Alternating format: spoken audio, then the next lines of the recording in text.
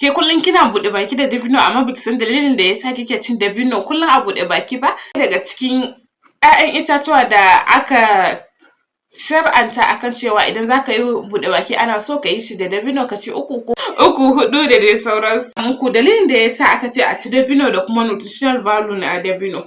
Abu na fari da yasa ake cin dabino domin dabino yana da sinadari da yana bada instant energy wato yana bada kuzari nan take ta yasa yana da matuƙar muhimmanci idan ka yi azumi sai a ce maka ka yi buɗe baki da dabino. Idan ka ci zai baka ƙarfi da kuma kuzari nan take ba tare da an ɓata lokaci ba.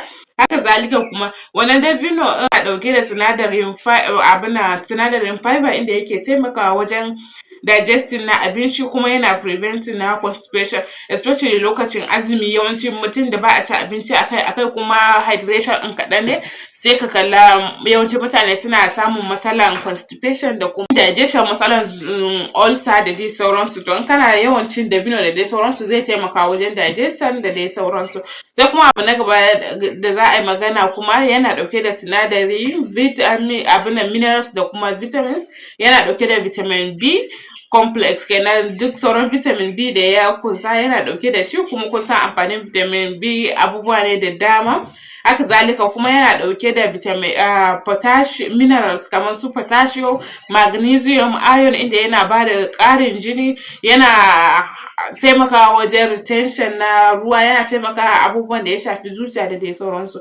Haka zalika kuma yana improving na hydration inda yana taimakawa ka samu isasshen ruwan jiki a jikinka da dai sauransu. Wannan su ne kaɗan daga cikin amfanin dabino.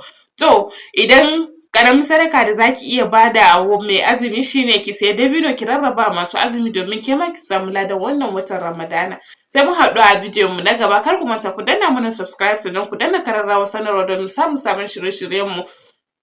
Subscribers namu mun jinjina muku da Allah mu ci alfarman wannan wata kar ku manta ku yi mana subscribing in baka yi subscribing ba sannan ka danna mana like domin ba mu ƙwarin gwiwa sai mun haɗu a bidiyon